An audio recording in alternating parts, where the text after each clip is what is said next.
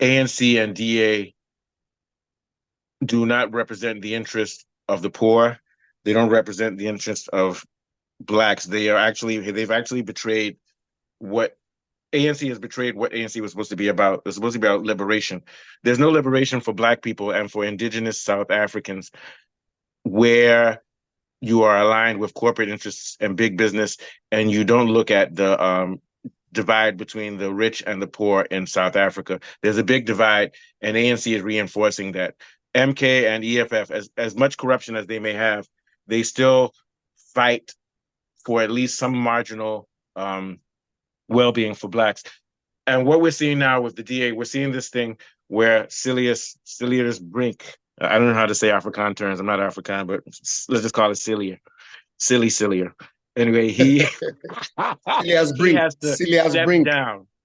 Brink, he has to step down, and I think this is beautiful because the DA has been bragging about how when they run provinces or when they run towns and cities, it's well run. It's a lie. It's only well run for the whites.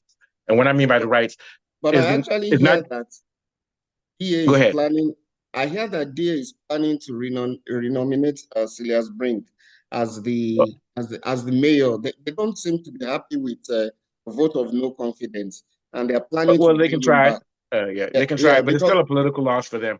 But yeah, the it's a main thing is the political reason this ouster. guy is Yeah. stepping down is because DA, wherever DA is, whether it's the Western Cape, whether it's areas like Kimberley or wherever they are, they only focus on the towns and cities that are upper middle class.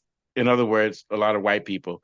And what we saw in Shrine is problems with flooding, problems with poverty and crime out of control in the areas where black people live and where colored people live. So it shows you that DA mismanages things. Same thing in the Western Cape. We're going to get into it later. In the Western Cape, mass shootings. I forgot the name. What's the name of the city? We'll get to that later. Mass Okay. shootings. Western Cape has the highest crime in the whole and murder rate in the whole country, and one of the highest. It's the highest in Africa too, and one of the highest in the world. But people always say, "Oh, DA is good." Yeah, because DA looks good because when you go to Cape Town, where the whites and everything else, there's no crime. Everything looks okay. But it's a haven for Eastern European drug dealers, corruption, all kinds of things. Foreign banks from Belgium and Germany and France own a lot of the land in Western Cape, the farms and the vineyards and things like that.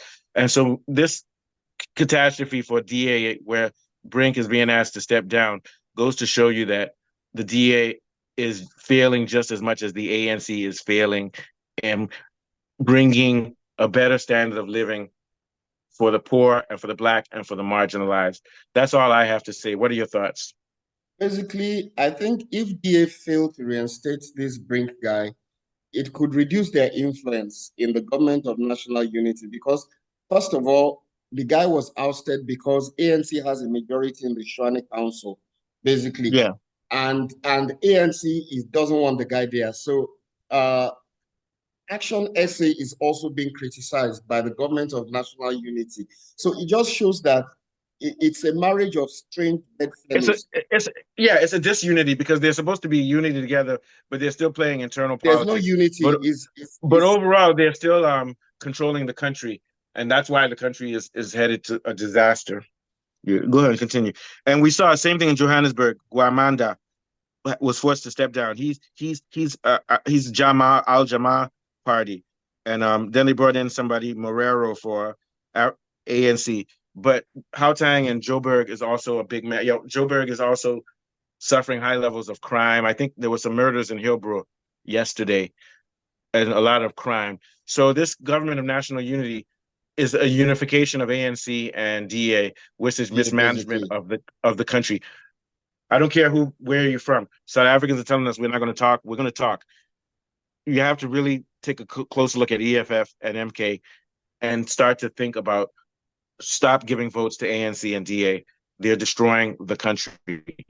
Yeah, I quite Tomorrow we'll agree talk with about you. Nigeria. For any of you who want to say that we attack countries, watch our show. Tomorrow we'll talk Yeah, about Nigeria. We'll also Nigeria. talk about tomorrow we'll also talk about how the US is funding a destruction of Lebanon and Israel. We Yeah, talk about all countries. And what we're yeah, saying is that South Africa is important. We are Pan-Africans. if it continues like this, the country is going to South Africa is a strong country. It will never dissolve, but the level of misery is going to continue rising. Okay, last thoughts on that before we go and talk about crime. Yeah, so basically, well, you've said it all. Yeah, Internal conflicts in the government of national unity, it's leading to a lot of problem. There's no clarity of leadership. yeah. Policies are being compromised. And the problem with all of this is that there's public distrust. The public will not trust the government. When you have this kind of government, there'll be political instability. One mayor being removed after another mayor, it will erode public trust in the No, government. and And, here's and the thing. citizens will not have confidence in, Yeah, not in, only in the that, forget about governance. confidence. People are suffering. Flooding in Swane, um, problems with crime. These when you Failure of see this public disunity, services. it's services. These are human beings who are suffering.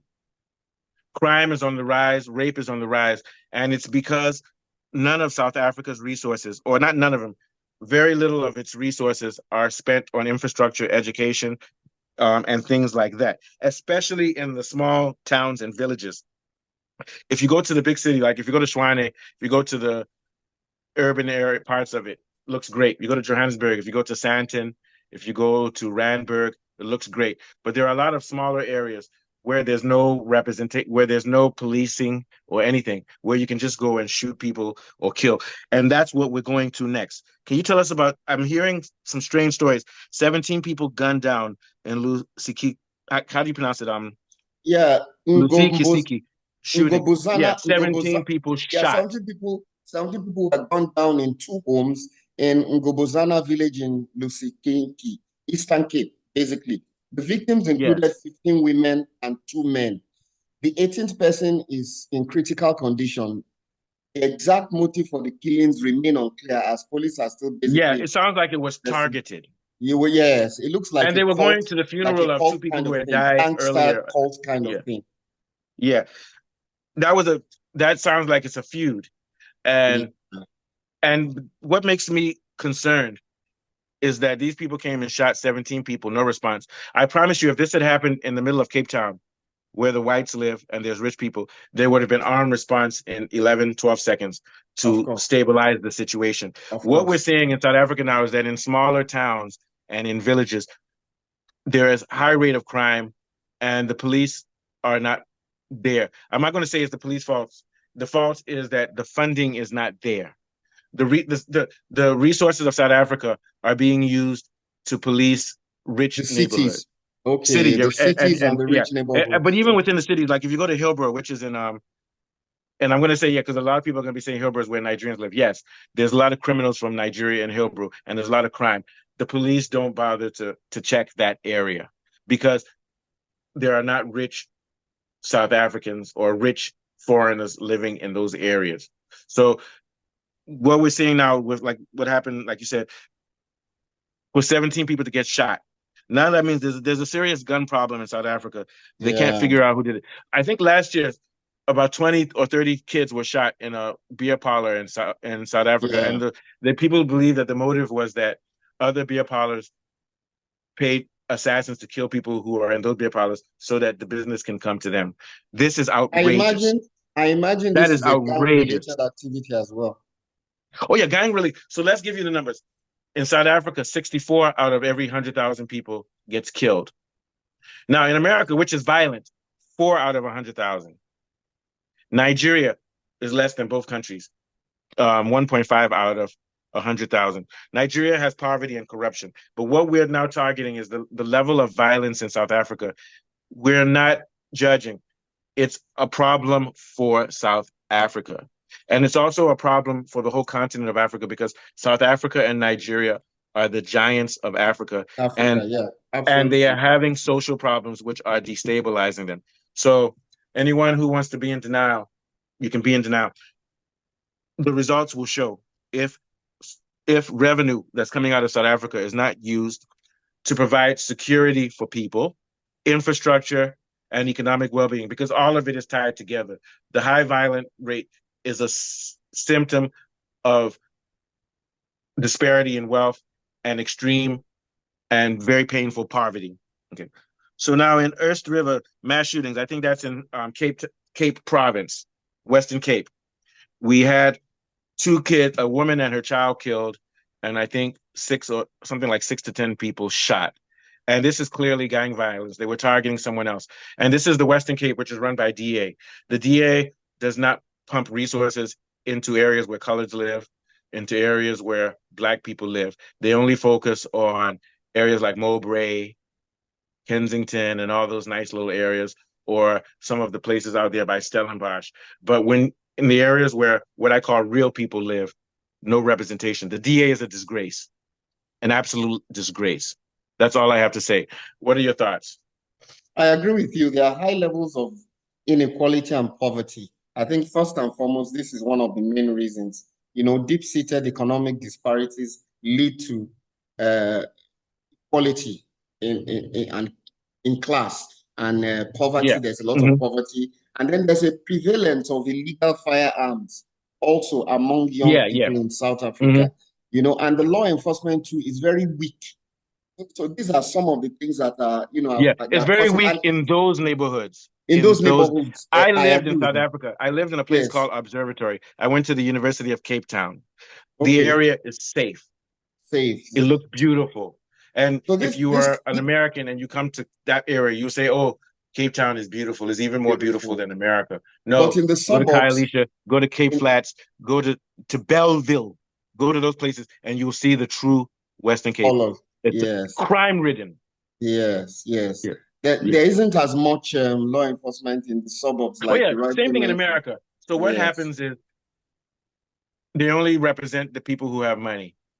And this is, the difference is that in the U.S., the majority of people are white. So the majority of the country is doing well. In South Africa, the majority of the people are Black. And so the level of poverty is higher because it seems like wherever you go, wherever settlers were, white Americans are settlers. White South Africans are settlers. Anywhere where there was apartheid or segregation or white supremacy, Black people are suffering. Black people are suffering in South Africa. The crime rate is out of hand. And when I say Black, I include colors. Crime rate is out. And the only answer, I'm going to say this, nationalization of resources. South Africa is one of the richest countries in the world in terms of resources. The money now needs to be spent on overall development in every sector. Thank you. That's all I have to say because I want to watch Man City. What do you have to say? So basically, another thing that is not uncommon in South Africa is land disputes. There's subtle land disputes that could result in gang violence. And in some of these communities too, there can be tribal disputes that can cause some of these things. And of course, drugs and alcohol abuse also could lead to some of these things because if you look at what the drugs and alcohol, which goes to the history of apartheid and the brutal subjugation that people of color went through in South Africa. Exactly. But it takes money. Once ANC took over in the 1990 or whatever it was, 94 or 96, that was the moment in which the wealth of South Africa needed to be pumped into developing the country the right way. Okay. So thank you very much, Afolabi. It's 1-1 between Newcastle and Man City. A lot of people can make fun of me tomorrow because they love Arsenal. All right. Have a good one. Brilliant show. And we did it in 20 minutes. Record. We were on point. See you probably on Monday. Enjoy your weekend. Thank you. All right. Thank you.